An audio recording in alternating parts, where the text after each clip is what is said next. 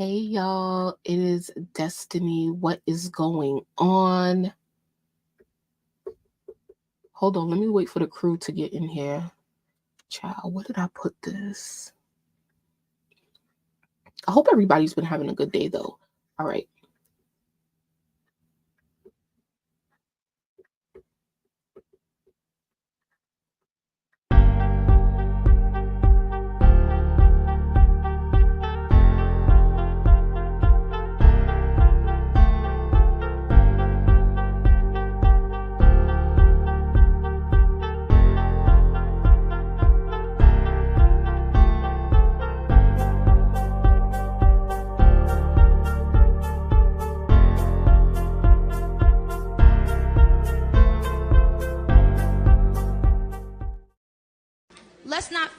Let's not act like, there hasn't been a calculated push by many people in the industry to end my career in the last year and a half. They've done so much, and every time when they see this little, when they see this little thing here, back up and kicking, they be like, yo, what the fuck is it gonna take to get rid of this bitch? You can't get rid of me, bitch. I'm not going nowhere. I'm not going no fucking where. Oh, once again, hey guys, please talk to me in the chat. Let me know, can you hear me well? Okay. I'm trying to get on track real quick. Don't mind what you see on the screen right now. But because we on the Barbology playlist tonight. I think this is it. Yeah, period. All right, cool. Period. Oh wait, I see the chat filling up. Y'all making me not feel like a lame. Yo, Kai was cursing me out, talking about be late and you not gonna like it. You know what? I do deserve my lashings because I really be trying. But you see, some days are better than others. So now we starting a little bit earlier tonight. But anyway, let me greet you guys as you come in. Please, get comfortable. Please like the video. Hey D, hey Davian, hey Vintage, hey Lisa. Oh, Kai is here. Am I saying your name right? Please let me know. Hey Kay, thank you so much for coming through. Kay is going to drag me tonight. I already know. Okay, so we've been here a lot this week because there has been a lot going on in the female rap world, right? It's been a lot of Ice Spice, Nicki Minaj, Megan Thee Stallion. Nicki is back on tour. So we're going to get into this a little bit tonight, okay? So please bear with me. I have a loose agenda, but it's going to be, just like really winging it right now because it's a lot going on. It's a lot going on everywhere, right? Like Nicki's back on tour and it's just a lot going on. So man, we're going to talk about like a little bit about the current state of the fan base. We're going to talk about what Nicki is currently doing and like, I don't know, like whatever else comes up. So once again, we on the Barbology playlist. So if you haven't been to a Barbology live session before, please get settled in. You are on time for class. This is an actual class. It used to be called Barbology 201. So it's not an entry level course, but it's on, like the second highest level. So if you are here in attendance tonight, please type a 1 in the chat. And so, yeah, we're starting up like a new season, I guess you could say. It's perfect timing because Nicki's on tour and, school is starting back, So Barbology is really where we talk about Nicki Minaj and Nicki Minaj only. What she got going on, what the fan base got going on. And so I try to do this every once in a while. So I really appreciate everybody coming through and supporting the content, especially the positive Nicki Minaj content, child. And if you know anything about edginess, we probably gonna get into a little bit of that as well. So I'm just putting a cough drop in my mouth. I'm just for full disclosure. But yeah, let me make sure that my phone is on silent. So yeah, once again, I appreciate you guys for coming through. And so yeah, IBOME is in the motherfucking building, period. And Chishay. Okay, so I'm saying it right. All right, thank you. All right. making sure that my mouse is connected. Like, what are we doing? All right, cool. I be on me in the chat, Cap is in the chat. Bitches. Okay, so y'all all in attendance. Period. Okay, Crystal in the chat. Period. All right, cool. So we have returning Barbology students as well. So shout out to all of the returning students. Now, this is just orientation. All right, especially because how I said it. If you know anything about Barb related language and stuff like that, this may get a little edgy. Okay, so this is me orientating you guys into the new perspective and the new era a little bit into my journey of being a fan of Nicki Minaj. Okay, so we are in midway, and I did a video on this. Child, I did a whole video on this, and I bet y'all didn't even watch it, ho. Okay, so I did a whole video on this right here 13 days ago. Is Nicki in limbo? The Pink Friday 2 era is almost over. So those of you guys who have been listening to me ever since I started talking in 2021, sorry, hold on. And make sure that y'all please like this video and please subscribe to the channel, okay? My mouse is acting so weird right now. This is not good. Why wouldn't I go live? Okay. So yeah, those of you who've been here since 2021, what was I fucking saying? I'm so sorry. Hey Mally, period. D got her notes out, period. Oh yeah. So those who've been with me for some time, right? The thing about the era, right, is I've been a fan of Nicki Minaj since I would say like 20 since I would say like officially like 2010. But like a lot of us, I found Nicki around like 2009, okay?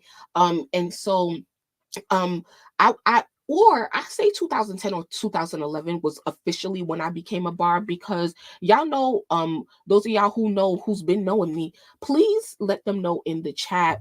Oh, hold on. I don't think y'all will see in my screen. So when I was saying I did a video on this, right? I did a video a couple days ago, 13 days ago, on basically a midterm evaluation of the era. And so why I'm bringing up like the people who have been with me the longest, because I feel like for those of us who've been fans for a long time, and who are like new to like the sort of stan community or the digital way of supporting artists and stuff like that, even though I came around 2021, I've been here since what I just said, 2011, 2010, all of that stuff, right? So just because you're not on social media supporting an artist, that doesn't mean that you're not a fan, right? And I know that a lot of us can relate to that. So please let me know in the chat, especially replay crew, let me know what year you became a fan of Nicki Minaj. And I definitely, I need to know, for real. Chulo is in the chat. Hey Chulo. I need to know what songs or verses made you a Barb. Okay, that's what I want to know right now, and I'm gonna share mine. So whatever, I think I knew about Drake first, right? Because Drake was going crazy with oops, my phone dropped, sorry. Drake was going crazy with, what's the song called, y'all, child? You know you my everything, you all I ever wanted. What's the song called? I forgot. That's crazy. Yeah, so hey Daymore. He said itty bitty, oh Bree said, I'm sorry, Bree said itty bitty piggy. Okay, cool. So do you remember what year?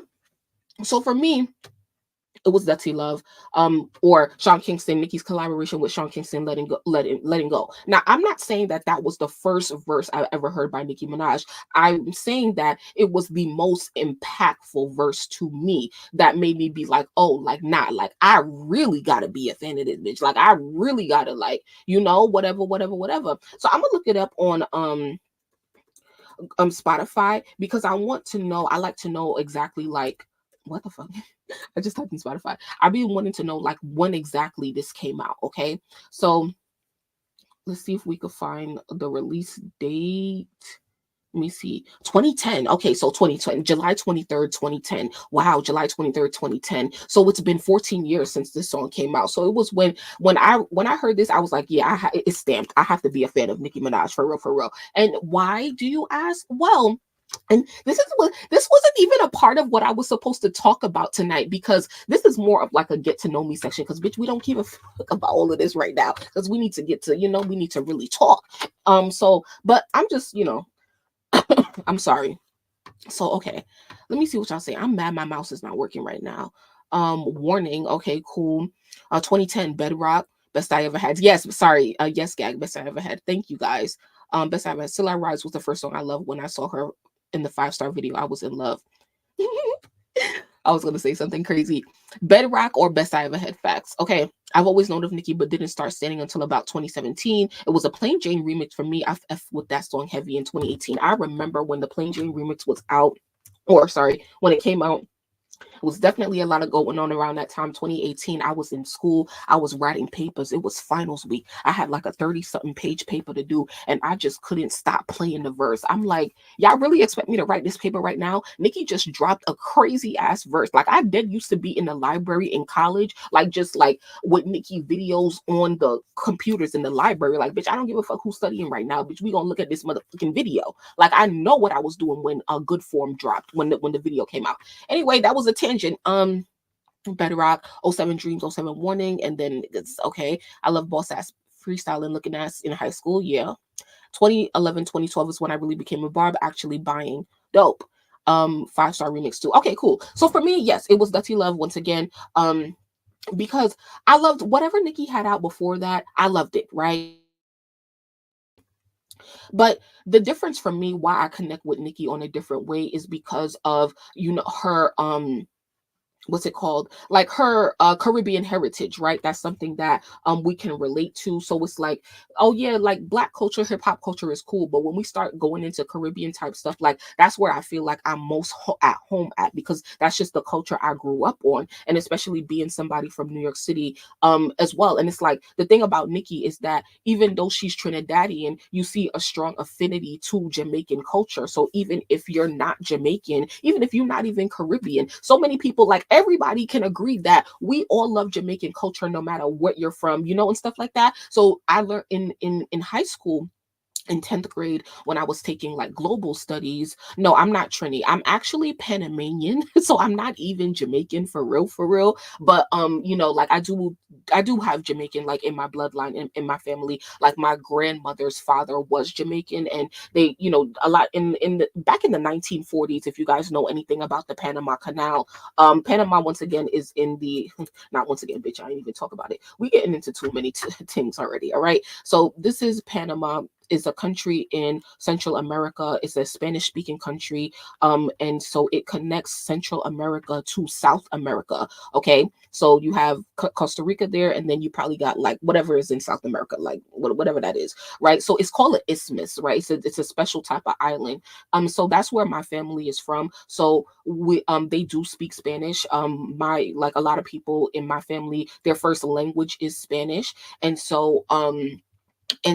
But my generation, like literally my generation, like my parents was born over there, grandparents and stuff like that. So I'm the first generation to be born in the United States. So I was not taught Spanish as a child, but I learned in school and like started speaking and stuff like that. And so, which is why I went to Europe to also study. And so, anyway, there's a strong community in Panama of Jamaicans. Right. So back in the 1940s, when they were building the Panama Canal, a lot of Jamaicans, a lot of people from a lot of different countries came over to Panama to build the canal. Okay. And so look it up. And so yeah, I think a lot of Jamaicans and Panamanians, they just kind of got mixed up, right? And then boom, it's like when I was younger, I was so confused, because it's like, okay, how come my family speaks Spanish but we Black? Like it was so confusing to me. But like my family, they sound Jamaican. And if you hear a Panamanian person speak, especially if they're Black, they do sound Jamaican. Like the Panamanian accent is very, very close to Jamaica. I've only just recently in the past couple years have really been able to distinguish between a Panamanian accent and a Jamaican accent. It's definitely different, but it's still very close. I'm 29, girl. I'm about to stop telling my age, okay? I'm 46. I'm an OG Barb. My daughters are Barbz, 18 and 23. Her daughter, who's 3 years old. My son, who's 27. Respect Nicki as the queen of rap. There's 15 of us. That went to her first leg dope in Dallas. I was a huge Gucci fan in high school. When I heard Nicki as a feature on his songs back in '08, '09, I was hooked. Dope. Yeah, so yeah, just a little bit of background about me and why does that even matter once again is because like because it's like it's a melting pot in New York and stuff like that, and I like I just said, like I have a lot of Caribbean influence, but I also have Hispanic influence as well. And you don't really see that a lot, so people can be like, oh, like you sound Jamaican, where you from, da, da, da, da. And I'm like, girl, I was born right here in New York. But your accent is developed by the people that you are around. So I just happen to spend a lot of time around Caribbean people who sound like they're Jamaican. So that's probably why, I sound Jamaican. But we gonna get into more of that like another time because I actually do really like talking a lot about culture and stuff like that. So like, but let's really stay on track here. I'm sorry. Nobody cares about you, sis.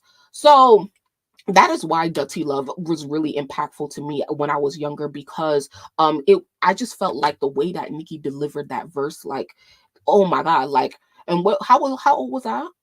I was 2010. I was 15.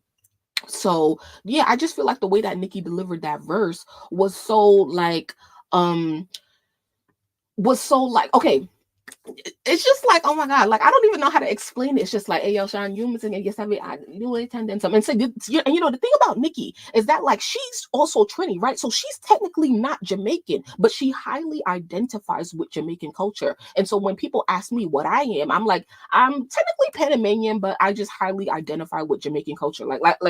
That's literally what I say. And plus because of like the things that I studied in college, all kind of informs the way that I think about identity and ethnicity and stuff like that. And we can get into that at another time. I would love to talk about that. But yeah, so fuck my point. My point is that like once again, Jamaican culture is just very dominant, in New York. And so even if you're not Jamaican, but you feel Jamaican, okay?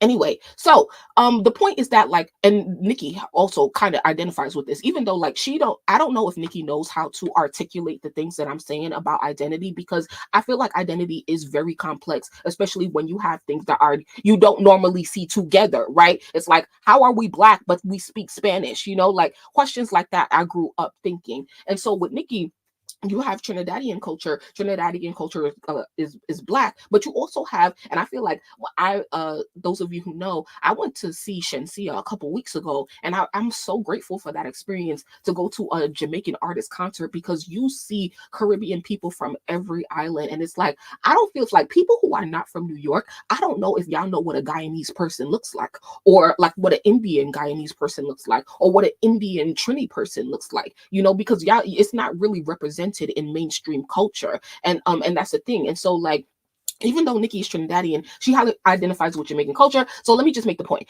I just love how she delivers the verse. Please go and listen to the verse. The way that Nicki intertwines Jamaican patois with English, it's so effortless, and it just really represents.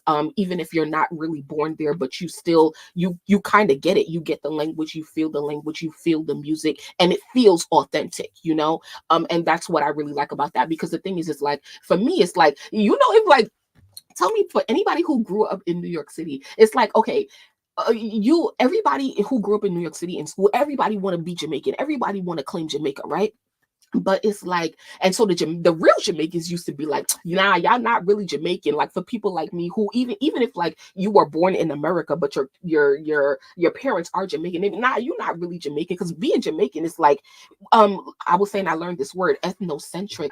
Ethnocentrism is basically when you feel like a culture or ethnicity is better than all else above. And so for me, I believe that Jamaican culture is the best culture ever, like best culture, best ethnicity ever, best everything, best music, best food, best people, best culture, best everything. So I put Caribbean people on a pedestal, put Caribbean culture on a pedestal above all else. I'm the first person to admit that, bitch. I ain't even been there, okay? Bitch, I'm freaking American. My passport say America, ho, but I don't claim this country. Anyway, that's the same thing for Nicki, okay? But y'all don't really get that because, it's just like a different type of thing if you're not American. Once again, we're going to get into this at some point whenever y'all get to know me. So shout out to all the Jamaicans. Shout out to all the Jamaicans, and shout out to the Jamaicans who, really embrace the world, the people who truly identify with you guys and are not just trying to claim the culture for clout, okay? And so that's why I just, yeah. Anyway,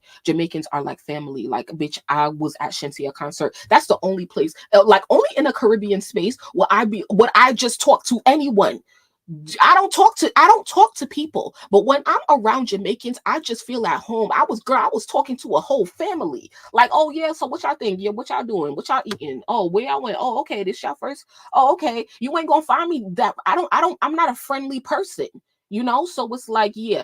Anyway, let's keep it moving because this is not about me. Hey, Latrice. So let's keep it going.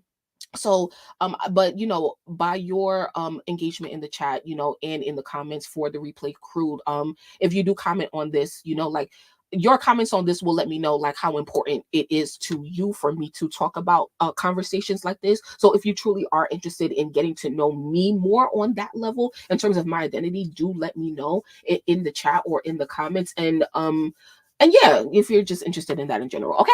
So let's go back to Nicki. Once again, this is about Nicki Minaj. She you know uh did her first show last night in Philadelphia, Pennsylvania. Oops. And we're just gonna look at what Nicki posted, what she had to say about last night. Okay, so Gag City, Philly was the real gag. Okay, that's cap. Because every day, every city she say, oh, it's the best. Da, da, da, da. Anyway, always has been. But Philly is an important city to Nicki. They f with her heavy, and she did whatever. Anyway, let's just keep going.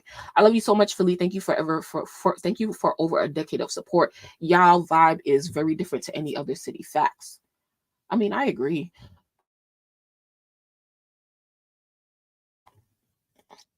Anyway, yeah, vibes ever did. Okay. See you tomorrow, Gag City, Pittsburgh. Thank you, Philly. Wait, is there a show tonight? September 5th? Thank you, Philly Freeway, for coming out. Oh, Freeway came out. We talked about that last night. Thank you to the incredible Gag City designers, Gucci custom made look and boots, Gayana Younes custom made look and boots, Zigman official pink dress, Barbie section Givenchy boots, Guara Vapswa official custom jacket and skirt, Oscar de la Renta pink custom bodysuit and boots, and Retro Fet Charlene pink coat. Okay, so we are going to get into the fashion and more in depth once I pull up Onika's wardrobe. But I just like to read the caption to see what was important for her to say about that. So yeah, we definitely did look up some Gag City stuff. So what do I care about? Let's just go to Onika's wardrobe. Let me add, because I already wasted time like talking about a whole bunch of unrelated stuff. So let's just go to the fashion. And then it looked dope. Okay, cool. Let's just go to the fashion, and then afterwards, let me see. Um, After the fashion, I guess maybe I'll talk about like maybe a little bit of fan base stuff, and then like go into the music. And please, like, let me know if there's anything regarding Nicki that you want to talk about tonight. Okay. What should I say? There's one thing I do want to say though that I forgot. All right, so let's just get through the fashion. So 2 hours ago. All right. So we just Onika's wardrobe. Shout out to them. They provide like all of the details on what Nicki's wearing with designer and custom stuff. They probably communicate with some of her stylists as well. So shout out to them. The best source for what Nicki is wearing. So Nicki wears a Gayana Udez ensemble with bow embroidery similar to their Rebirth collection. Gag City, Philly. So this is what she wore for the second act of the show. And so this is when she's performing like Pink Birthday, Feeling Myself, Favorite, and stuff like that. Oh, and R&B, my favorite song. So I like this look actually. Wish I was looking at it in color. If there's any high quality pictures in color, do let me know. What be so crazy is when you be looking at the pictures of the garment on actual like a model versus how it look on Nicki. Like it's so crazy. Like do y'all remember like Nicki's 2016 VMA Nicki Minaj look? Side by side. Model side by side. Sometimes looking at Nicki side by side with the model that is like actually modeling the dress for whatever designer, it'd be so crazy. Like I can't find it here, but yeah, let's come back to over here. Like look at this. These girls be such a stick, and Nicki's body is so curvy and voluptuous. Like look at like I do not have an eye for fashion, child. So I don't know like how to look at that and be like, oh wow, like that's how that would look on Nicki Minaj. Like it would be like so curvy. But she definitely got this customed because the dress is actually the original is much longer and hers is cut into a bodysuit. So all right, cool. I like it. I like this look. All right, let's keep it going. Oh my lord. I keep forgetting that my mouse is not working. So I keep putting my hand on my mouse. This is devastating. Anyway, Nicki Minaj also wore Dior. Miss Dior S season 2. Sorry, I don't know like how to read this fashion language. So S2L, S2I, I don't know. Sunglasses that cost $520. And she came in the Gag City Lounge with that. Great accessory piece. She greeted fans before her Philly show in a Chanel Cruise 2024 sweatshirt. Nicki loves Chanel. This is casual, okay? Casual looks. So, Nicki Minaj exuded glamour while performing in Retrofit, a fall 2024 fur coat. This cost $4,998, and Oscar de la Renta's scallop molded bodysuit and boots, referencing the resort 2025 collection. So dope. This is something that's not out yet. All right, cool. So I like it's cool. Like this look is okay. So on the original model, it's actually a dress, but on Nicki, it's more of a bodysuit. So once again, she's getting these things custom in order to fit her to perform on stage, which I love. This is dope. I do have the set list actually, Bree. Thank you. So let's get into remind me on the second segment, like as soon as we're done with fashion, let's get into the set list, okay? So yeah, like I like this look. The coat is cool. I'm not crazy about the coat, but like the glam, it's just not matching. It's not matching the look. Not really feeling the install of the wig, and I'm not really feeling the red lipstick either, because I don't really feel like this goes with this color. But once again, you know, like she's always changing a million times, you know, so it's like whatever. Now the wig looks better here. But yeah, I like the boobs. All right, moving on. Nicki Minaj kicked off her Philly show wearing a bespoke Gucci look featuring a zip front bodysuit and creative director Sabato De Sarno's signature hue, rosa and Cora. I don't know what the hell I'm saying. Adorned with crystals, paired with monogram tights and coordinating thigh-high boots. I like this look. I think everybody liked this look. I think that this is the first look she came out on. I didn't get to see how the show really started because we were live, you know. We were live while it happened. And so I like this look. While I like this look, while I like this look, wait, is it red? What is the color? Is it red or crimson or brown? Anyway, I need some good lighting. Oh, she probably have it on her Instagram. Let's look at it from Instagram. Okay, it's burgundy. Burgundy crimson. I mean, I'm not crazy about the color, you know. I'm not child. I'm not crazy about any of these looks for real, for real. I'm not crazy about the color, but I like the outfit. I like the design as a in total. But I do feel like it's giving a little casual for maroon child. I don't give a it's giving a little casual for the first act. You know, I like the outfit or the bodysuit for the first leg better because I like they were just more like I don't know, like high class, like formal to me. Like this gives like a casual look when I kind of want to see like the sparkly like outfits and stuff like that. Especially for the opening of the show. But we ride next.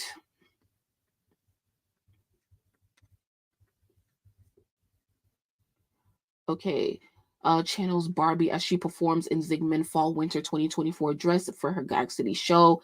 This dress was looking atrocious when she first like previewed it. Like here, like what the hell? Like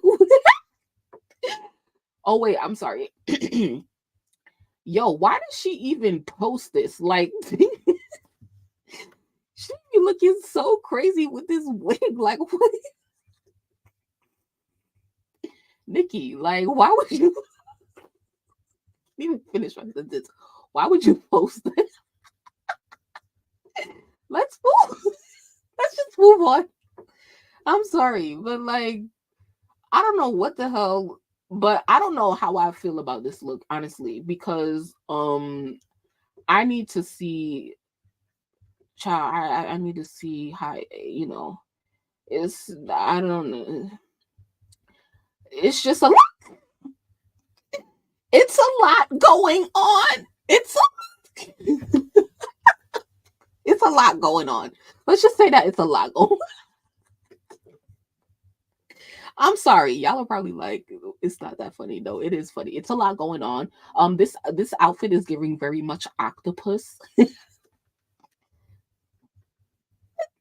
Let's just move on. But it's not bad. I'm crying. Okay. Let's go back to fashion. Okay, this look at the model, look at Nicki. So it's performs in futuristic chrome Zigman fall winter 2024 coat during her. She must be hot. Yo, you know what I be thinking about? I be thinking about like how like artists, like they're so hot on stage, and so when they wear like coats like this, like you, no, this is what I be thinking about. I be thinking about how do artists how do they smell after getting off stage, because they be up there sweating. Y'all got her overthinking the fashion now. Oh please, it's not that hard. It's not that hard. Anyway, wait, I can't make a judgment about this. Like, whatever. It doesn't matter. Let's just keep going. Like, who cares what I think? Anyway, what is this? Um, Gaurav Gupta Couture Autumn Winter 2024 jacket completed with a metallic breastplate and skirt. Okay, see, none of these pictures are standing up. This is why I get annoyed, because like it's not, we're not even making judgments off of good pictures. Shares a video showcasing herself wearing a Dolce & Gabbana trench coat for $6,500, Burberry Marsh check 65mm rubber ankle boots $920, carrying a Chanel metallic quilted airline bowling bag. All right, I guess, child. Like, what is this? Like, like she just look hot. Like it's summertime, so I'm like, why are you wearing a coat inside? Anyway, Nicki Minaj in Chanel gradient jumper, Chanel shield sunglasses, and Chanel metallic laminated sandals. All right, cool. Cute casual fit. Chanel gradient jumper. Oh, I read this already. All right, cool. Oh, this is back. All right, so I think that's most of what they got for fashion right now. And yeah, so anything else you guys said? Yeah. Oh, I read. She up there in armor. Here, it was the only outfit I didn't like. Okay, that's kind of yeah. The only one I don't like is the pink dress. Yeah, it's gonna take me a while. It's definitely chilly fall transition things. Sierra, be quiet. You're late. So tell everybody in the chat what Sierra is a mixtape Barb. So tell everybody in the chat what song or verse made you a Barb. Like, oh, I gotta be, I have to support Nicki Minaj, because that's what we was talking about. So let us know in the comments, okay? All right, so let's move on to the set list. Let me see, guys. Like, okay, so like I sent myself a lot of stuff today, but I didn't necessarily get a chance to go through it. So let me see if I can find the set list for last night. Because I'm so surprised that it was getting posted the way it was getting posted. Set list, Nicki Minaj. Okay, here it is. But I want the other one. Wait, what's this? March. No. Media. Y'all keeping up? Is warning, baddest bitch, itty bitty picky. All right, cool. All right. So yeah, I'm just trying to find like the set list from last night. There were pictures like of like how like the set list actually looks. Where's my phone? Did I take a screenshot? It doesn't even matter because I don't even have it on the screen. But yeah, I'm gonna read it out from Twitter anyway. But like, I really wanted to show the photo. Like, oh my god, what is it? You know what? Let me guys, what is the source for all of the pages on Twitter for like what's the main source right now for the leg 2? Like you know how for like when we had Pink Friday 2 tour, what's the main source on Twitter right now for the tour? Set list, cuz let me see. Gag City Philly. Oh my god.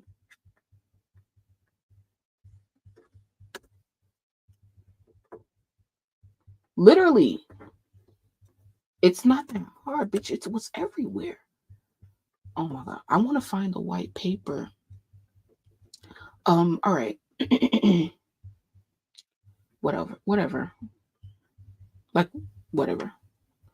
So, but we're gonna go through it. Gag City Philly set list. Come on. Look, if you guys have Spotify, look it up on Spotify. And if you want to, like, it doesn't even matter because she didn't even change the set list. Oh my god.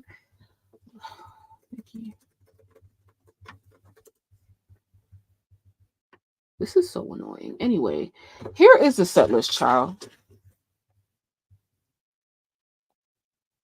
So, what did y'all think of the set list? So the set list did not really change much from leg 1. The show started off, it seems like the show started off the exact same way. I think we all went in expecting some differences because I don't know, like it was like 2, you know, I don't know, you know, like I just don't know sometimes like how to measure my expectations. Like I expected to see some differences. Now Nicki did say she gave a what's it called, disclaimer that the first 3 shows of leg 2 are going to be a little bit different. Tyga is not going to be performing. Last night in Philly, and I think maybe the first 3 shows will get like extra. They will get like extra time, maybe extra songs or whatever, since they have more time, since they didn't have to account for Tyga being on stage. So I don't know in what ways the show will be different in a couple of days when they kind of get into a routine. But I do look forward to that because I do look forward to like what Nicki and her team have been working on thus far in their break, and what, you know, like, you know, Nicki be, you know, hyping up her shows or whatever. So I kind of want to see like what has changed or whatever. Now, okay, so let's get through it a little bit. So whoever was asking me for the set list, what was you asking me about, or what was you asking me for? What did you have to say about it? What do you guys think? What are your impressions of the set list? I'm the best. Barbie Dangerous, and at FCCU. If you didn't tell me like what's your favorite song on the set list or what's your favorite song to see Nicki perform, also let me know. I love Barbie Dangerous, love the choreo to that. Love One Again. I'm so glad that she brought One Again back. Act 1 of the set list from I'm the Best to Bees in the Trap could all stay the same for me, and I wouldn't have a problem. We all love Press Play. We all love One Again. If that stayed the same, I would be like, I'll be fine. Even though like I like expected to see something different a little bit, but I'll be totally fine with that. Now, Act 2, she goes into Change, and then she comes out for Pink Birthday, Feeling Myself, Cowgirl. Cowgirl needs to go. I absolutely hate Cowgirl. It's grown on me just a tad bit, but like still, I don't want to hear it. And I feel like she's performed it enough. And I feel like I feel like Nicki's catalog is too legendary to be performing Cowgirl for like a second leg. You know, like it's just like you have so many great amazing songs, like we got to move on to something different, because like it's not giving. And I mean, it is giving to some people. I mean, like, oh, like it's a pop song, oh, cowgirl, but it's like, girl, like it's not gonna catch on, because if it was gonna catch on, it would have caught on already. Okay. So at this point it's kind of like you forcing it on me, and I don't want to hear Cowgirl. So no to Cowgirl. Now R&B, this the thing I was just telling to everybody who was with me on Station Head. The thing about it is that y'all know I'm biased because R&B is my favorite song off of Pink Friday 2. And I love when Nicki performs it. But the thing about it is that, like, here she is performing it last night. Here's the thing about R&B. R&B is the song that like that goes viral a lot on social media for the tour, because of the chemistry that Nicki has with her dancer for that song and stuff like that. And I just feel like, okay, It's an amazing song. It may not be the poppy songs that are gonna get people's attention, but the real bitches is gonna know how valuable R&B is to have in the set list. And I hate that like it changes. So it's like, okay, if it's not a major city, then she probably won't perform R&B, or if it's like a whitish city, she won't perform R&B, which I can't understand, but like whatever. I'm just talking. So like this is the thing. R&B is giving you viral moments. It's giving you all this great energy. Everybody loves when you perform it, yet you love to take it out of the set list. Please make it make sense. Make it make sense. So I hope that on leg 2, we can keep R&B in the set list. Cuz girl, I just gave you how many good reasons for it. Like girl, like like look at this. Look at this. She about to like every time, every night. This goes viral every night. And you telling me that you're going to take this out the show? No, no. And we have to listen to Cowgirl? No, no, no, no. Anyway, let's keep going. So I love R&B. Thank you, Nicki, for performing R&B. Please keep it in the set list every night, regardless of what city y'all in, because like, come on, it's legendary. And Tate is there. And I was like, yo, why was Tate Cobain not on stage? Like, who wrote the song, came up with the song, Nicki's artist, come on, like what's going on? He was there, he was in the building. Anyway, so keep going with the set list. R&B high school dope, legendary. Needle, I love Needle, but Needle could go for me. And I love Needle. I'm a Needle stan. I will forever be a Needle stan probably, but it could go because it's like it's not that great for you to be performing for a second leg. Like you have so many other legendary verses once again that could be getting some shine. Okay, so let me know. You guys throw in the chat what are some songs, legendary verses that Nicki you would love to see Nicki Minaj on tour with, and what songs should they replace in the set list? Okay, so Needle, she takes a break, then they play Ganja Burn Bomb Bomb, then we get into the alter egos. I feel like, I don't know, I just feel like the alter ego segment can change a little bit. Chun-Li, I'm here for Chun-Li. Red Ruby This Leaves is legendary. I hope she keeps it just the way it is. Megatron. Okay, so she did Chun-Li and Megatron. Oh, she does take that break. Okay, so Megatron played, and I got hyped because I dead thought that she was on stage performing Megatron. Bro, she wasn't even on stage. She wasn't even on stage, and I'm not even I'm not necessarily mad about it. But like I just dead thought she was on stage the whole time. I was like, wait, she's not on stage. She's not performing it. It's just playing. Okay. So, and then she comes, oh, no. She don't even come back for Black Barbies. Once again, amazing song, amazing verse, not performing it, but it's cool. That's more melodic rap, and she can't really do that like live. So cool. Barbie World could go for me, and I'm a Barbie World stan. I love Barbie World. The whole song, it's a short song. It's a great song. I've always been a fan of the song. And but I just feel like it could go because it's like for what? Like it's a drag at this point. Like, like we get it, you know, what are some other alter ego songs that could be for the alter ego segment? So we have Are You Gone Already? I hate that song. Roman's Revenge. Okay, great. Monster. That's cool. Are You Gone Already? I hate that song. Falling for You.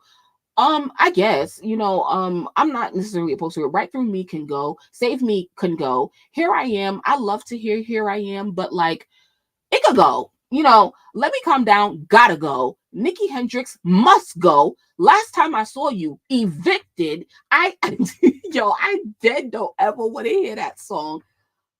Super Freaky Girl, got to go. But I get why it's there. It's a number one hit, so she has to perform that. Same with Anaconda, but that gotta go for me.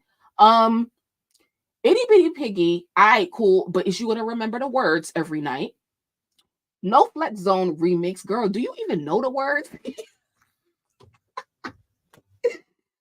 Town 2. Now that I kind of got up for that, but I'm like, cool, I guess. Because Pound Town 2, like, why would you play Pound Town 2 and then not have Sexy Red come out? So it's like, if you're gonna do it, you gotta do it correctly. Like that has to be a gag. So don't play Pound Town 2 unless Sexy Red is there. Like, girl, what? So we got she going to St. Louis where Sexy Red is from. So please, please, yo, listen to me. So those of y'all who came in like early when I was giving my speech or whatever, I meant to say that like for those of us who've been around for the past couple of years, even if you've been a fan of Nicki for a long, long time, even like you just coming into like the stan community on the internet, I feel like for the past couple of years since I came in 2021, this whole sort of time from 2021 to 2024, we've all been looking forward to this era. So you know how in school you have your midterms and then you have your final exam, right? So for me, this is Nicki's final exam. Like her putting on an era, releasing an album, going on tour, and doing everything that she said she was going to do this era. This is her final exam. And so I'm going to give her a grade on her final exam. So now we're on the midterms because we are on leg 2 of the tour, right? We're still sort of like in the middle of the era or whatever. So that's kind of what this conversation was about. And that's what I was talking about in the video that I showed you guys that I did on the channel here, right? Is Nicki in limbo? The Pink Friday 2 era is almost over. So you can go there for my thoughts like on the era, what she has done thus far and what I'm expecting moving forward and stuff like that. But you know, so that's the energy that I'm giving, right? And even if you be like, oh, Destiny, you're being too, oh, sorry, I don't think I was sharing that with you. Once again, sorry. So here it is. The video is right here. If you just go on my channel and go in the video section, it's the first thing, and it should be in the Barbology playlist as well. I don't know why is it not there. Anyway, I'll make sure it's there. But yeah, those are my thoughts on the era there, right?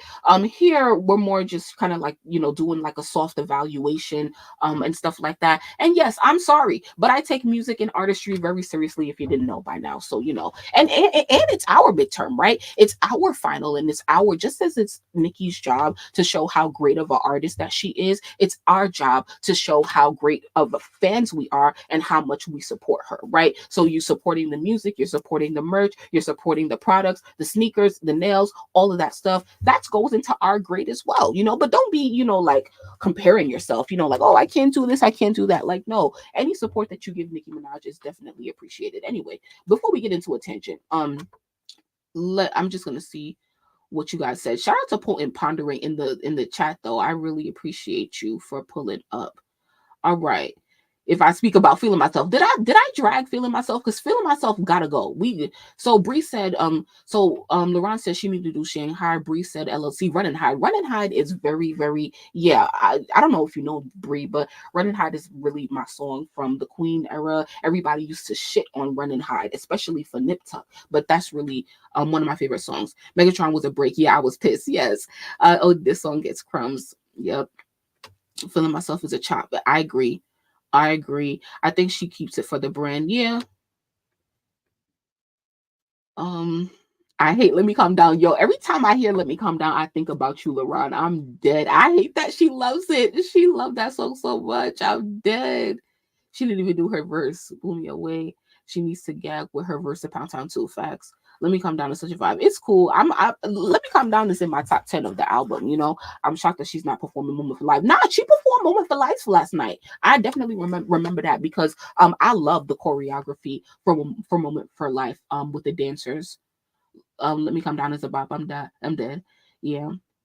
Hey, Zoe, thank you so much for coming through. I miss you. So anyway, let's kind of get back to the conversation. Oh yeah, we're talking about the set list. All right, so let's stay on point. Thank you guys so much for pulling up. Please, if you just walked in, please make sure that you guys like the video. Okay, Let Me Calm Down. She will perform Only over Feeling Myself. See, I'm not a fan of Only either, for real, but I guess why she said she was gonna put my life on the set list and it isn't, child. And that's one of the reasons why she got to get lashings. Now, here's the thing. I'm trying to save a lot of my judgment because once again, she did say that the first 3 songs, the first 3 shows are going to be different. So I'm giving her time, right? I'm giving her and her team time to kind of get settled in on the road and get used to back being on tour and then making the changes that they want to make. But if she doesn't make changes and if she doesn't do that, then I'm taking points away. Okay. So then Super Freaky Girl, Anaconda, ADBDP, No Flex Zone. Okay, so then she changed up the last actor of the show, and did more of the classics, the mixtape songs and stuff like that. Now, this is kind of where I was getting pissed off. So at the Pound Town 2, she plays grand piano. picture the vibe of Pound Town 2 and then the vibe of Grand Piano. In what world would you put Grand Piano right after Pound Town 2? My booty old brown. The people are talking. What? Girl, from a sequencing perspective, that does not make sense. But you know, that's the beauty about Nicki's catalog, is that she's truly versatile and she can make, like, you know, a ballad and then like a trap you know, sound or whatever. Anyway, so absolutely not to Grand Piano, absolutely not to Your Love. I kind of hate that song, and I don't think that she needs to be performing it, because she performed it a little bit like in the European leg, and I just don't like. Your Love, it's, I understand how like y'all love Your Love and it's probably all that legendary and stuff like that, but it's not that legendary to be performing it, especially when like Nicki not really a rapper and she really can't sing like that on stage, for real, you know. So it's just like, let's just go, you know, like let's not. And then she played Bed, and then I was like, oh my god, this girl, you are embarrassing me. Give me the aux. Let me make the playlist. Because Bed, you thought that was a gag? All right. Side to side. Okay, it's like, oh my god, yay, side to side. But it's like, it would have been, and it's no shade to the European Barbz, right? Because I love that y'all got side to side, but the US like didn't really get that. And I'm glad we getting it now, but like I'm not really glad because I saw it already on the European leg. But like, I don't know. Anyway, letting go, Dirty Love. Now, I did perk up for this, as I just, you know, spent a lot of time in the beginning of this live talking about how much this song means to me. Letting go, the Dirty Love remix with Sean Kingston. So I'm definitely here for that. But I don't even know, did she perform it for real? Because I was like in and out. Then Freaks. It's like, okay, she didn't even, I think she skipped that. Then she skipped Freaks, but made Booth perform Do Swallow. Then I think she brought fans on stage. Then she did Okay. And I'm just like, oh my God. Like, she's really about to put this song out, this song that I hate. She's really about to put this out because she's really performing it. Oh my God. Then finally, she did Hold Ya remix. And I'm like, yes, finally. Please keep that for every city, especially for New York. Please keep you. If you don't, Nicki, like, I'm dead gonna drag you to filth, because it's like, that's dead. One of your best remixes of all time. And but most importantly, the early part of your career when we were all just tuning into you. Like, even the Barbz who are not Caribbean and don't even care about Caribbean culture love Hold Your remix. Everybody loves Hold Your remix. And it's like, it's disrespectful how you just don't be performing that for real. So you must perform that. And if you don't perform it in New York, it's going to be a problem, and a very big one at that. And that be my thing, is that like she be skipping over her most legendary, her most best verses and stuff like that for dumb shit like Swallow, or like Forward from Trini. Like, girl, don't nobody care about that song. Like, for real. Like, you could have just went right to Crocodile Teeth. Like, you know, like, and then Thusa, great. Whole Lot of Money remix. Then Bia came back out. Then did she stay on stage for Mamita? She probably on that one. Nicki was teasing her features. Then Nicki went and she did Super Bass and Night Is Still Young. The Night Is Still Young gotta go. Didn't Nicki say on Station Head that she was not performing The Night Is Still Young anymore? Gotta go. You know, gotta go. It's redundant. Woman for Life, I absolutely love. Starships, totally understandable. Gets the white people up. Everybody's goes up for Starships, and then Everybody. I think Everybody is a good ending song. I have no qualms with that. In total, this was about like 53 songs or something like that. This is a really long set list, so regardless of how I feel about it, it's impressive for Nicki to perform this amount of songs on stage, and it's definitely impressive in order to remember her verses and all of her lyrics to them. So I do have to put some respect on her for that, even though I feel like her song choices could be better. And yeah, and you know, like I want to see her like perform those lyrics and stuff like that. But you know, once again, you know, she gets better with time. So it is what it is. So yeah, what do I want to see on the set list? I think like it's a tragedy like that Nicki never performs Good Form. Like, Good Form is just an amazing song. Like, think about Good Form, the music video, think about the choreography, think about the ambience. That is perfect for the stage, and it's perfect because there is some sort of like choreography and synchronized movement in Good Form, and she could definitely use her dancers for that. And even in the Good Form video, even though there was some sort of choreography, she wasn't doing it. She was not doing it. But Nicki Hey Jamilo, but Nicki is sometimes so good. Girl, I'm dying. Hold on, let me go back up and read y'all comments. Hold on. But sometimes, like, let me just say this one thing. Sometimes Nicki is so good at she's so good at how you say it? I forgot what my point was gonna be. Um Chris Brown, this is part only. She always talking about Chris Brown. Here I am, could have stayed on leg one. I love it, but catch me something. Catch me is depressing. That's when she fired move. Girl, I'm dying. There's no break in between. And if you ain't gonna perform, are you gonna already stop playing it? I'm dead. I want her to perform it. I'd be annoyed at the best songs playing during all the breaks. Yo, so the thing that used to be so funny to me, I hate Are You Gone Already? But like it used to be so like funny to me how like every time, every night, in every venue, no matter what city, no matter what country, when Are You Gone Already comes on, everybody starts screaming. And it's just like, bro, the same thing happens every night. Like, why are you gagged? You know, and she's not performing it. It's not like she's prepared, like she's popping up on stage. So when it happened last night, it was on a break and Are You Gone Already came on. The crowd didn't really react. And I was like, oh, okay, please. Like, you know, because it's like y'all forcing it. You know, you're like, y'all forcing it at this point. Like, and it's no shade. I'm not even trying to hate, but y'all be forcing the Are You Gone Already gaggery. It's not gaggy like that. She's not really a singer rapper before they drag facts all over the place. I made it. Oh, Trey, I felt like the last act with like when she was like, "Oh, play this song or keep going." I do kind of feel like that was all over the place. But Nicki did this in Paris. She did it in a couple of European shows where she would do that. She would go through songs like Swalla side to side, like poppy songs, and then Caribbean songs, and then other songs or whatever. But like she would do that to really see what the crowd reacts to. And I do think like I remember in Paris, it felt like she made a concerted effort to really see like what the crowd was reacting to. And so once again, last night was the first night, so I'll cut her some bail. So they probably really are trying to get a feel of what different songs are the crowds reacting to, because with Nicki's fan base, just like Drake's fan base, their fan base is so huge, there's so many people in it. Because and I'm here making a case for why I love all of the hip hop songs and why I need high energy songs when there's people who want to make advocates and they want to advocate for songs like Va Va Boom that I don't really care about, right? So it's like Nicki has a lot of people to please, and I totally understand that. And so sometimes they are using that segment of the show to really be like, okay, let's keep this, take this out, and that, you know. So yeah, she needs to perform Nip Tuck third verse. I guess I'm not a I'm not a Nip Tuck stan. You know, ain't no one trying to hear okay facts. Like, and that's not an official song, so I don't want to hear we can't do Sweet Dreams remix. Yeah, that's a fact. I hate the unreleased song Anxiety. I can deal with okay. Nah, I think I would have to say Anxiety, even though I really don't even know how it sounds. But anything other than okay.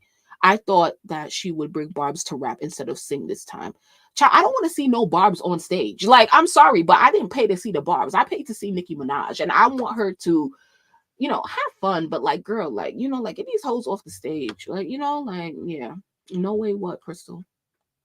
Forward from Trinity is greater than Crocodile Street. Absolutely not. And this is my thing. As a Caribbean like person, I'd be like, I hate that I hate Forward from Trinity because I feel like I'm supposed to love it, but like, oh my god, I hate it. Twerking Pound Town 2. Sierra just want Pound Town 2 so fucking bad. Why y'all laughing? I love Good Form. I love Good Form too. You know, like Good Form is, you know, like let me show y'all. Let me show you guys. Let's do a detour real quick. We have to stay on topic. How long I've been live, y'all?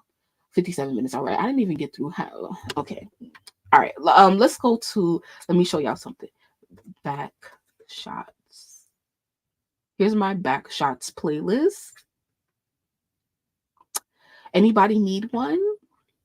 So let's see what's on it. Oh, look at Good Form at the number 4 position. Wow. Oh, this playlist is kind of.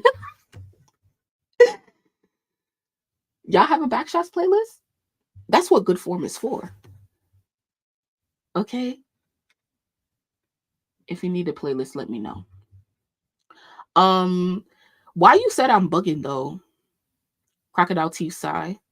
She says she would give us money. I'll rap for my life. I'm dead. That's a little too fast. What? I'm dead. You don't need to be having no. Do y'all not see? Okay, so look, y'all. Okay, here, look at this one. Um, my playlist here. It's called Ride. What do you think we're riding? Oh wow, look, Trading Places, Dance for You, Pink Birthday. Oh wow. This playlist not that long, but you know, each position got a different playlist. Not romantic. What is not romantic, Crystal? What is not romantic over here? I'm dead, yo. Different positions got different playlists. Anyway, um, where were we at? Yeah, back to the class session. Barbology, right? Okay, so we got through the music, right? We got through the music. Yeah, so Nicki got to put my life on the playlist. I mean, on the set list. She been told that she was gonna do that. Child, let's see what she was posting. Gag City Philly trending. Okay, so Barb's in the Gag City Lounge.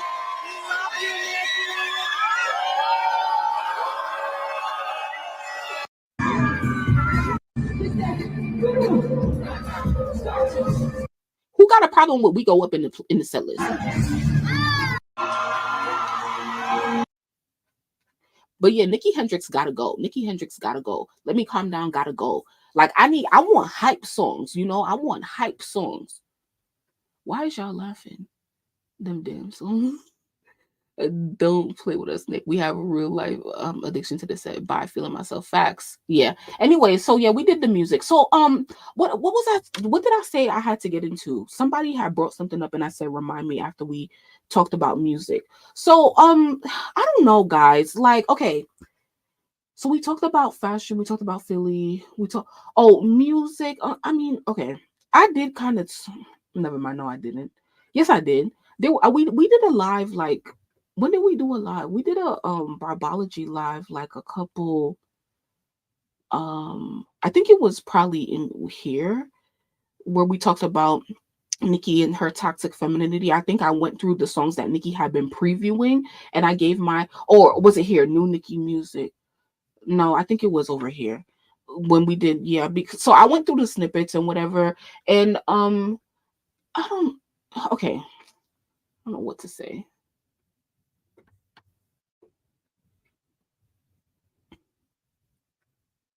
You need to do blessings. I agree, Kai. I agree because when the album had came out or whatever, like people was asking Nicki to perform blessings, and she was saying like how like she would love to do that, with Tasha K if she could get her out. I think Tasha. Sorry, did I say Tasha K? Oh my God. I mean, what's her name? I know her name. I'm so sorry. This is so embarrassing. Um, what is her name, y'all? Tasha Cobbs. Tasha Cobbs. Yes. Tasha Cobbs. I think Tasha Cobbs.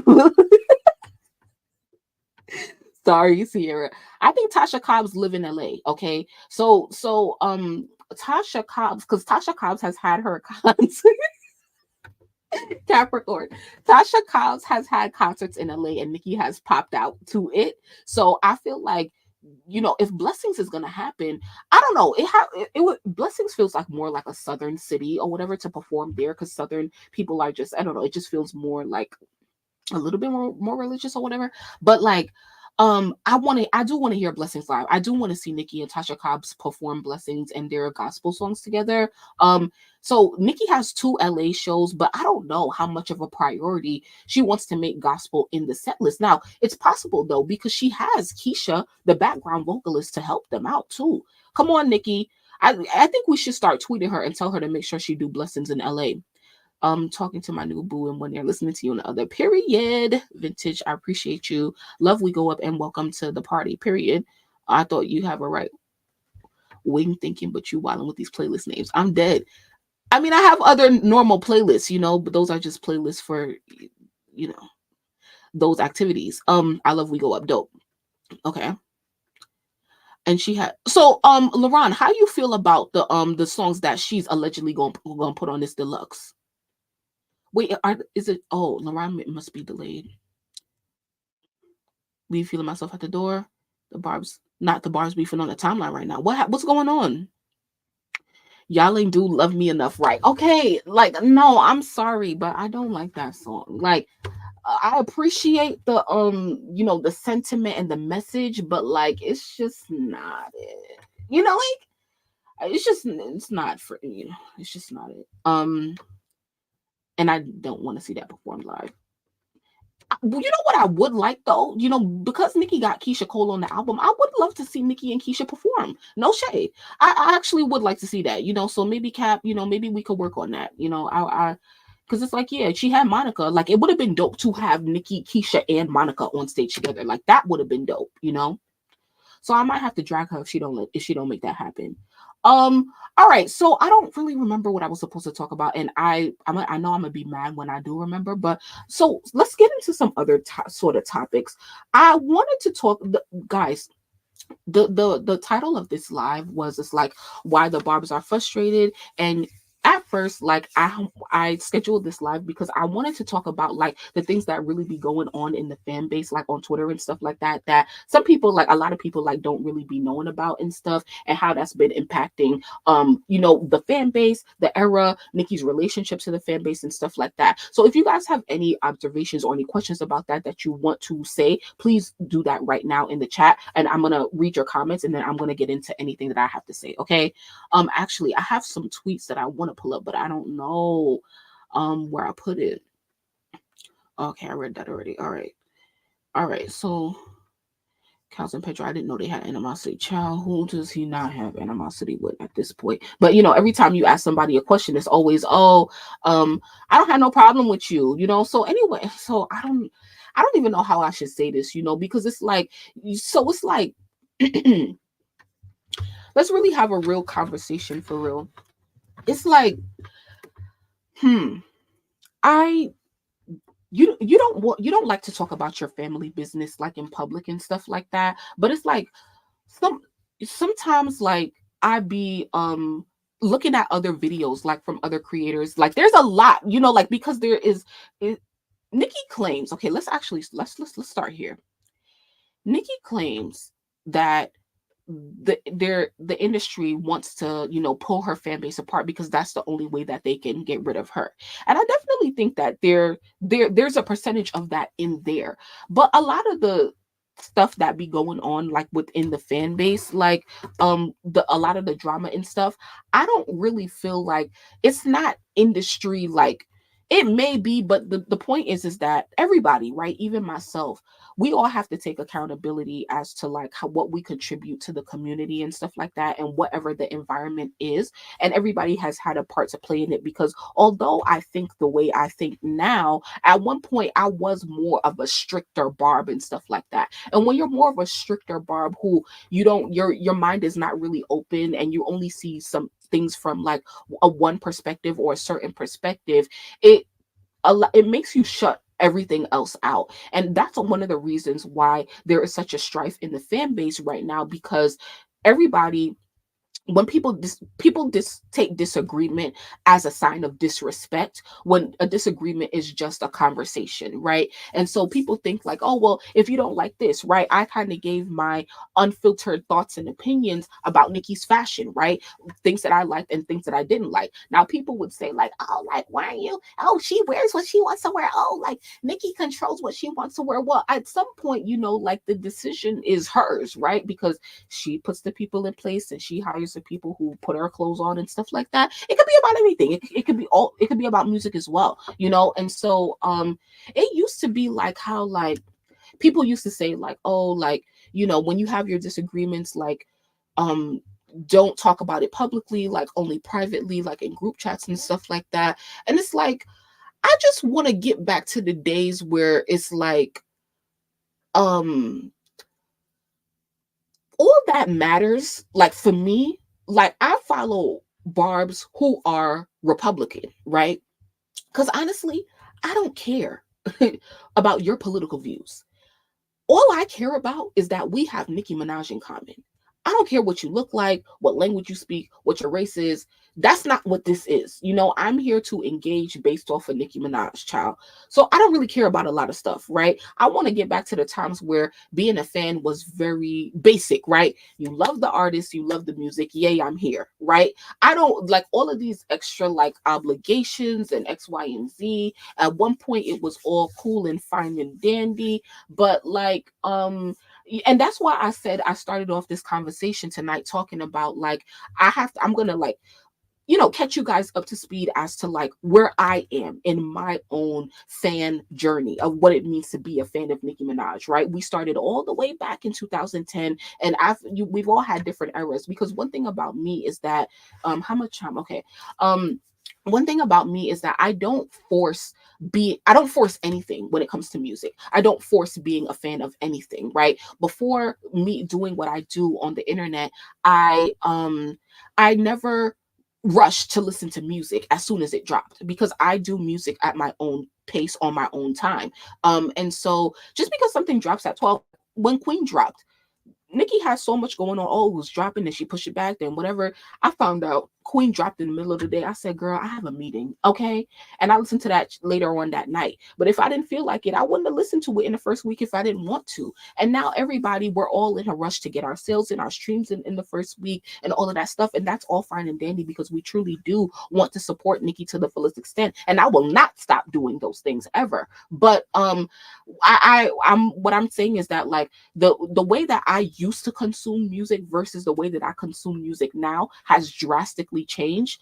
And it's because of a lot of the politics that come along with being in a stan community and being in a fan base that I'm really trying to like sort of like break the shackles of these days, because it feels like imprisonment sometimes, and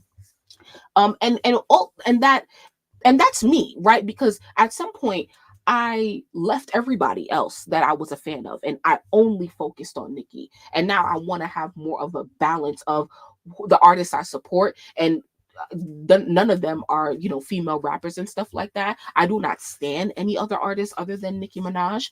I'm a fan of other artists just like you are. And yeah, like I just want to be free. I just want to be free. You get attacked by your opinion. So much unnecessary drama, so much unnecessary drama. And the point about it is that I feel like Nicki has also contributed to the strife, in the fan base, because I feel like it sometimes gets used as entertainment. If she brings like people who are quote unquote problematic in the fan base, she'll bring them up on station head, and then you get attacked, just by being associated with Nicki and stuff like that. And that's a thing. But a lot of the times, like, people are just messy. People are messy. And Nicki, like a lot of these women artists, they flock to the gay men in the fan base, specifically the bottoms, and they are the ones with all of the energy, and they like to start a lot of the drama. And they also put themselves out there the most, and they're the most seen. And so they also in turn kind of get picked for a lot of things. Now, not girl, why is you around then? Because I want to be hoe. Why the fuck is you here? Bye. Empty ways. So what was I saying? I think we all change the way that we consume music, at least from certain artists. Yes. I mean, I think so. I mean, I would have to think about that more. Not to freedom. A Barbz said, if we listen to Kendrick Lamar, we don't love Nicki. What? I had to unfollow the Barbz that are too problematic. Yeah. And, if you really be in a fan base, the different types of Barbz, which is also a different, like something that should have never happened was like Nicki co-signing what a good Barb is versus from what a not so good Barb is. And I get that, like, there are people out there who are just problematic and do want to like just cause drama, and or they just want to criticize for no reason. But like you're right, Kai, you're right.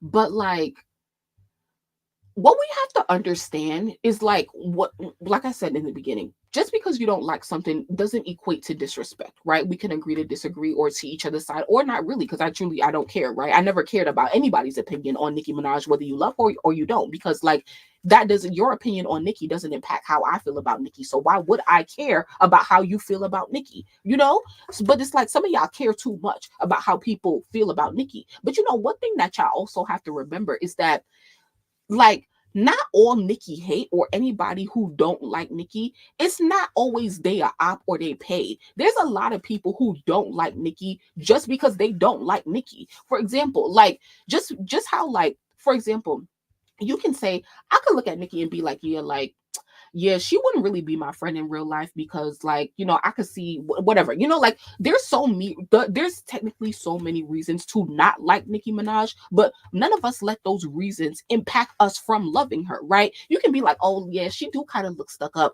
but people say the same thing about me. Am I really stuck up? No. I'm a very friendly person. And so now and once again, not a disliking a celebrity could be because of the narratives that you see on social media, which can be paid. But once again, there are a lot of people in life who dead just don't like you, you know, who dead don't like you, and they may have a valid reason for that. So you have to remember that. And before all of this, like, oh, like hate train industry, Rock Nation stuff, there's been people who don't like Nicki Minaj or dislike Nicki Minaj, you know? So it's just like, it's not a new concept. That's what y'all need to remember. Not liking Nicki Minaj or criticizing Nicki Minaj is not a new concept. Go in the Shade Room comments back in 20 whatever, you know, like I'm sure you could find people, right? Before there was a hate trade.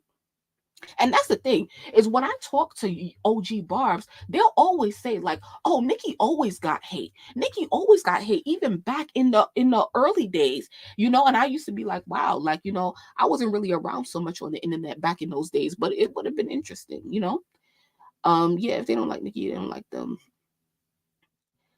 Not because they left them. Yeah, so and so yeah, so differentiating like you know what's good Barbz versus not what's not so good. Has been a problem. Platforming problematic people who continuously you know like just spread not good energy and just you know abuse their power and proximity to Nicki and stuff like that. For example, there was the situation that blew up with JT, you know, what I really hate, I be hating that like I hate like with all of the rap girls, they all got their bottom best friend, right? So it's just like Cardi, she over there, she got Ken Barbie, Nicki, she got who she got around her. She got Khalil, she got Pedro, like all of the girls have their gay best friend and stuff like that. And it's like, girl, like oh, my brother hated Nicki since I first started listening to her. I'm dead. Does he have like what's his reason? Like, is it her attitude, the way she acts, or does he just not like her music? So yeah, I think like what's been really contributing to the strife in our fan base is really like the lack of like just being open to having conversation and different perspectives. I feel like that's really the real tea right there.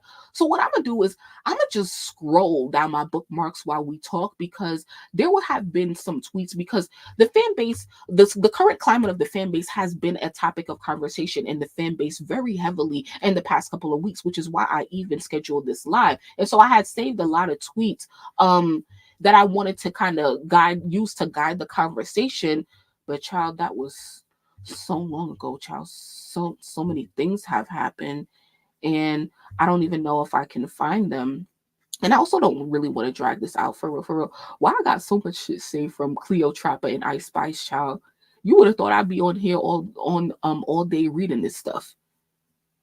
Like all I do is save stuff and then not go back to it. NT ways, hmm.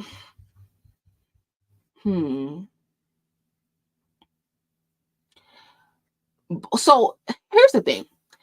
Well, let's be solution oriented.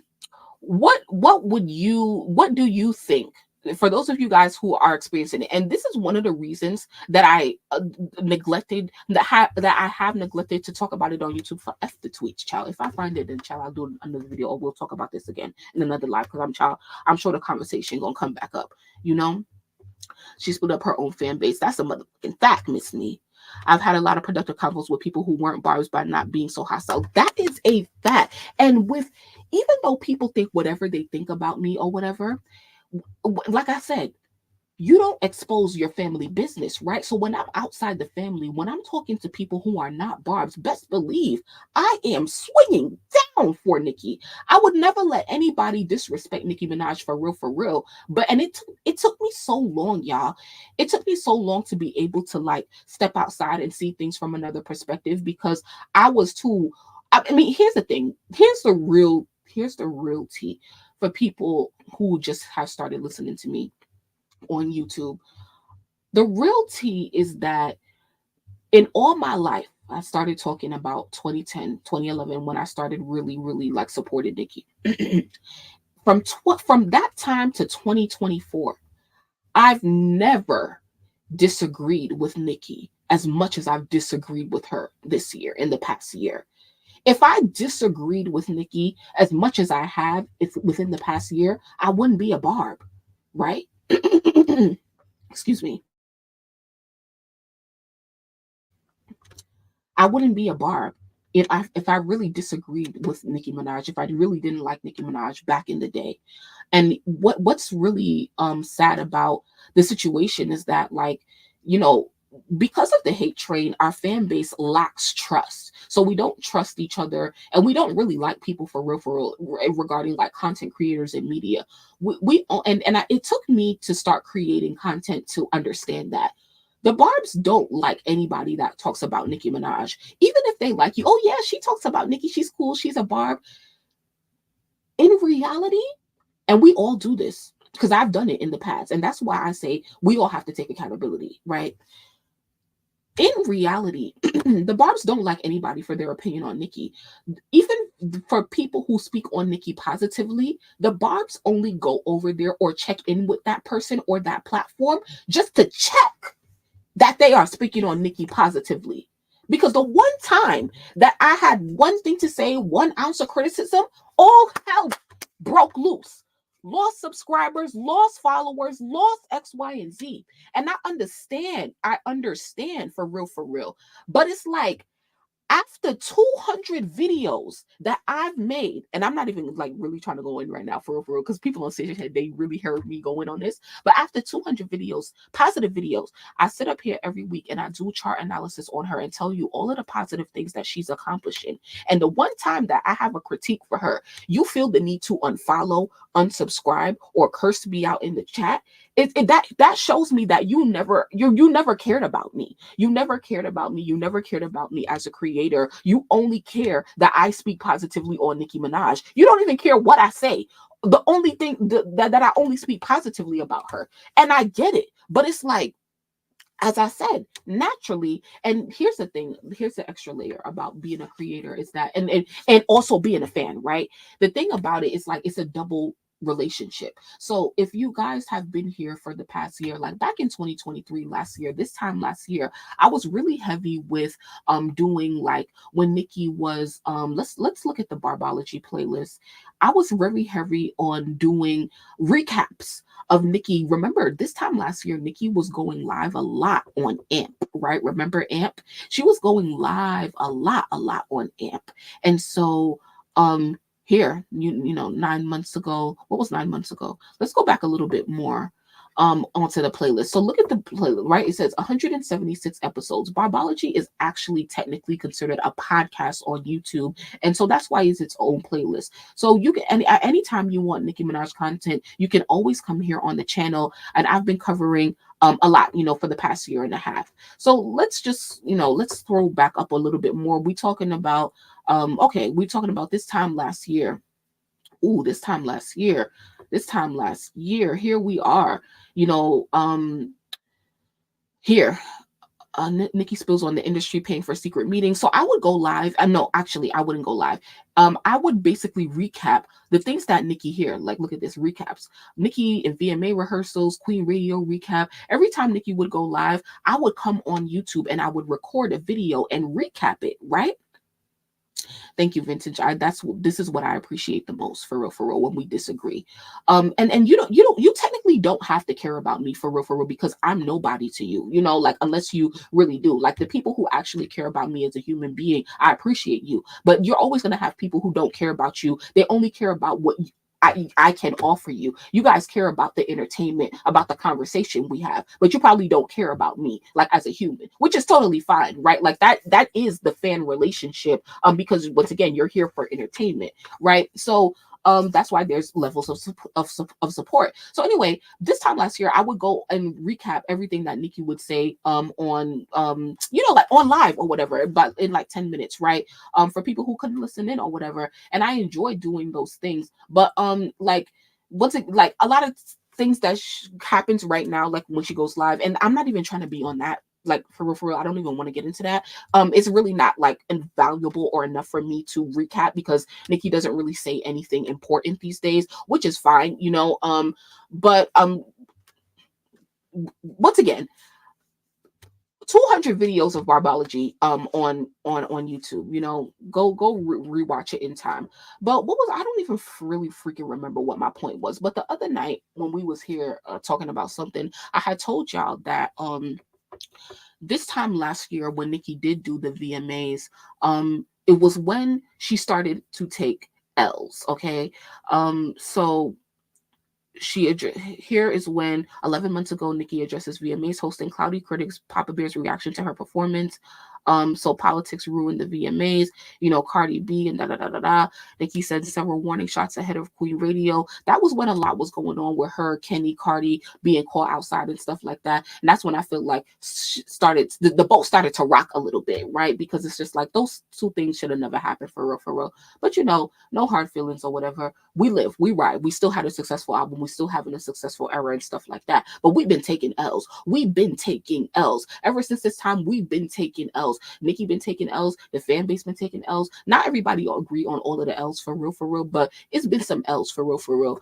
And the thing like that a lot of Barbz do agree with the difference in this era was that we did have the hate train era in 2018, but the difference between like the bad press in this era versus the previous era was that a lot of people, myself included, I feel like Nicki be doing things and saying things that are unnecessary, that brings unnecessary drama and unnecessary attention and unnecessary bad press, especially when the press already wants to report on her negatively. And sometimes I feel like she like puts it right in their head, But I'm not gonna do too much. I'm not gonna get into it because we in a good time right now. We in a good time. Tour starting off and stuff like that. She's busy. Nicki being busy is good, So like like I do want to open up the conversation because this is the thing. I don't want to hit you guys off guard when I have something to say that's unpopular. And this is why I'm starting the conversation now. Like, once again, we don't have to get into everything negative that's been going on in our fan base or with Nicki, but I want to open up the conversation because I don't like when I come on here and I make a video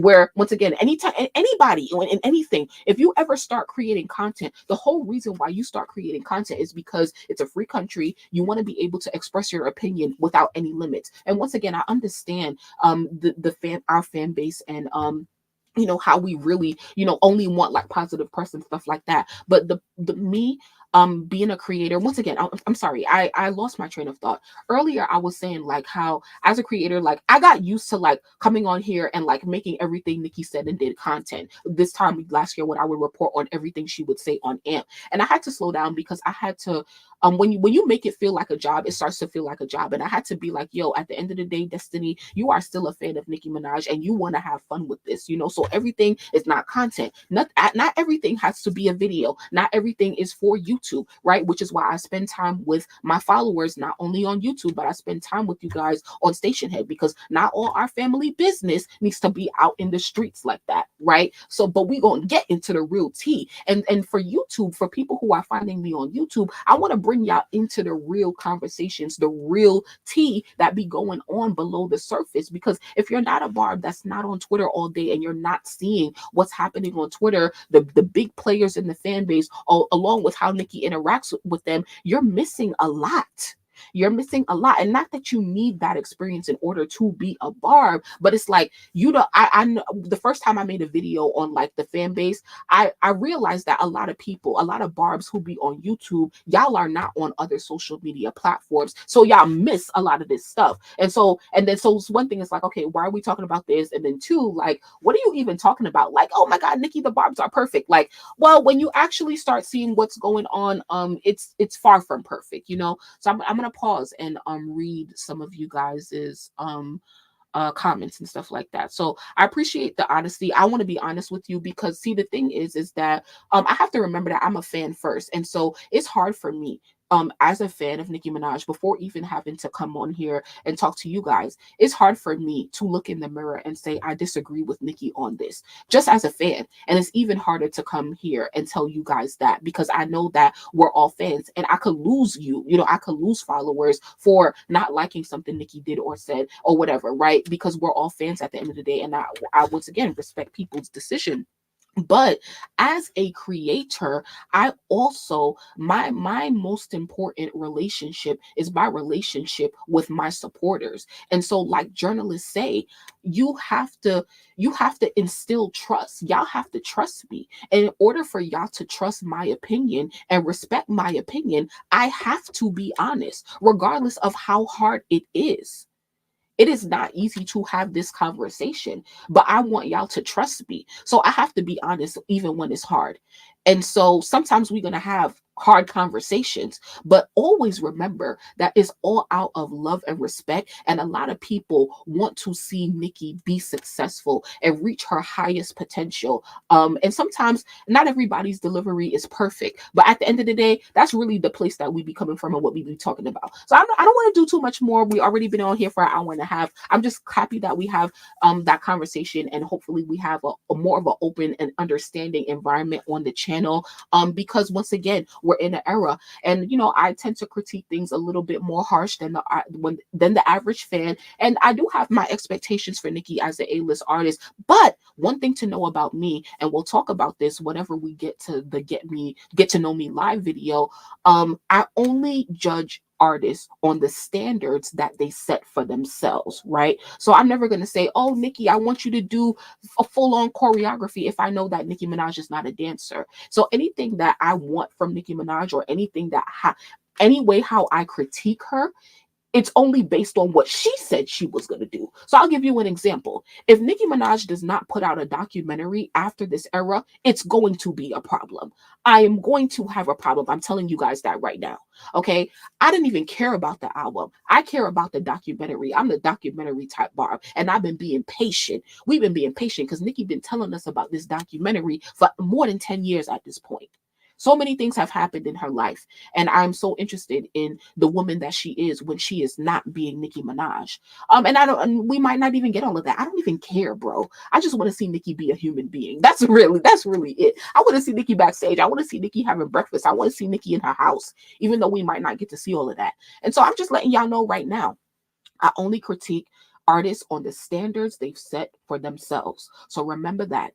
Anytime you come to my channel and anytime we have a conversation on whatever artist we talking about, but know that because I love Nicki Minaj and I want to support Nicki Minaj and I want Nicki Minaj to stay the queen of rap forever, woo, we gonna have some conversations because we care about her as family and we care about each other as a family. And we have to, and what's very important is very important because Nicki Minaj is heading to the last stage of her career.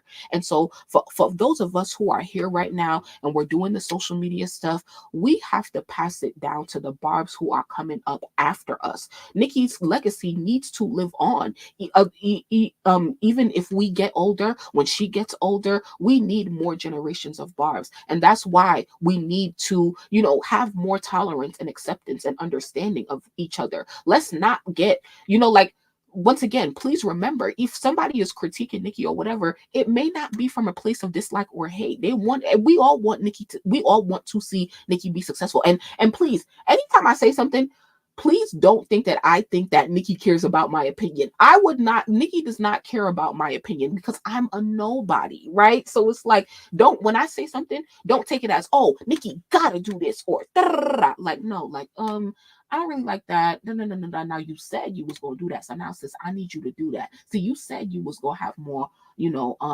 interviews this era. I don't see where them interviews at, sis. I know some things happen, but okay, that's what I'm gonna be looking for. Cause you said that's what you said. Okay. I only judge you based on what you said you was gonna do. Now, I'm gonna go through and read you guys' comments. My brother like the hard Nicki. He doesn't like Roman or the animations. He's dumb. I'm dead. I think it's the way Nicki doing things that turn people off. I couldn't agree more. Um, a lot of and this is the thing is I only make judgments and opinions based on what somebody shows us. So one of the things that's different about this era is that Nicki has been live with us. She talks to us every day on Station Head, and I started having these conversations back in December when the Pink Friday 2 album was released. That's when we really started talking to Nicki every day. She really started coming on talking every day, and it's like once, like, this is I don't know if your parents tell you this, right? You could get to know somebody and think, oh my god, it's going to be a great relationship, they don't one day perfect, all of that. But my grandmother always said, Jamaican accent turns on Jamaican accent, see me and come live with me is two different things. All right, to see me every day is one thing. You guys might think you like me, right? But if you actually met me and spent time with me every day, you might notice some things that you don't like about me, right? When you first move in with a partner, okay, we gotta get used to each other, stuff like that. So see me and come live with me is two different things. Relationships get messed up when you move in with each other because you didn't really know who that person really was until now you occupying the same space 24/7. So let's apply that to our relationship with Nicki Minaj. We see her a lot, but come live with her. Right now, when she goes live every day, we in her house right with her. Now we get to see who is the real Nicki Minaj on a daily basis. What is her temperament? What is her attitude on a daily basis? What are the things that she's talking about? What's bothering her? What is she like? How does she express gratitude? How does she express frustration? And so when you start to notice the pattern and how somebody is acting on a daily basis, then you can make more informed judgments about their personality and their demeanor and their character, right? And so and that along with all of the relationships that Nicki has told us about, like with the girls, with Ice Spice, JT, we can also see patterns in those things as well. Now, of course, we have more information, so we know that there's a lot of factors at play. But what I'm saying is that you can really get a full era of what it's like to be around Nicki Minaj, to work for Nicki Minaj, right? To be married to Nicki Minaj. Not really that, but it's like, once again, you hearing her on a daily basis. So imagine what it's like to be around her. A lot of people don't even understand the real reason they have beef, child. The only thing Nicki did wrong this year was trust a new girl. I'm dead. Yeah, I don't agree with you, but I'm not going anywhere, folks. I really appreciate that. I found your channel from you covering Amp Queen Radio. I appreciate you always, Mally. I care about you, especially because we're from the same city, especially because you're a Barb. I really, really, really, really appreciate that. Vintage as always. Sounds like we need to jump her. Yeah. What you want to watch? What, Jamila? I don't agree with you at all, but I don't agree with you, but I like your show. I really appreciate that. And that's the point there, because in our fan base, people tend to disagree. They tend to draw a line and say, now I have to block you. Now let's end the conversation. Now let's kick you out of our group chat because we no longer agree. And so that right there, people think that it be the edgy Barbz and the bad Barbz and the Barbz who be critiquing Nicki. They think that those are the bad Barbz. But I've never had one of the edgy Barbz. They've never judged me on anything that I've had to say. They've never made me feel any less than a supporter. It's the other ones, the good ones, the cupcakes. Those ones are the ones who make you feel like it's Nicki's way or the highway. If you think this, you're not a real Barb. You're paid by Rock Nation. You're paid. You change. And it's just like, and now I have to block you. And it's like, why are you are creating that division that you guys are claiming that Rock Nation is creating. We are the same level of Barb right here. We just have a different opinion on something. Now you got to block me because I don't like something. That is what creating division in the fan base looks like, right? And so we have to stop doing that, but once again, like everybody say, block, control your timeline or whatever. Me personally, I don't block people because your opinion, I don't give a fuck, right? Whether it's good or bad. It ain't you're not that person on my mind for me to have to block you from my world. It ain't that serious, child. I really don't care what you gotta say. I don't care what nobody thinks. To me, all that matters is my opinion. Okay, and that's why I do what I do. Okay. So, and I appreciate anybody who support anything, you know, because you don't have to. Yeah, the smart Barbz. Yeah, child. So, okay. So let's go on Nicki profile. We're gonna wrap this up real quick. I really appreciate you guys as always. Like, I really can't say that enough. You see, there was more shit to talk about, like Megan Thee Stallion. Like, it's more to talk about, but it's like, girl, I've been live too much this week. I know y'all is tired of me. So shout out to my replay crew. Thank you guys. Yo, anybody who watches this and listens all the way to the end, like that I can't say how much I appreciate that. Like, you know, so it's like, thank you guys so much. Okay. Um, so, you know, anytime we end a conversation, we're always looking at what's to come. So today is September 5th. So where we at September 5th? Okay, so Nicki is not performing tonight, September 6th. That is a Friday, right? Nicki will be performing in Pittsburgh, Pennsylvania. So shout out to all of the Pittsburgh Barbz. Shout out to the East Coast Barbz. New York is up next. And then yeah, like, we are back in leg 2. So of course, you know, the next time I'll come back, we'll cover a little bit more of what's been going on, because the next time I come back, Nicki will have done at least 2 shows, so we'll have more content to talk about and to look at, Barb related, and then I'm sure there's going to be a lot to talk about in terms of female rap. So in all honesty, guys, you guys may not see me for a couple days you on YouTube live for real, but I would try to record something, or you're probably gonna see me chopping up different lives and re-uploading them on the channel in case, for people who missed it and stuff like that.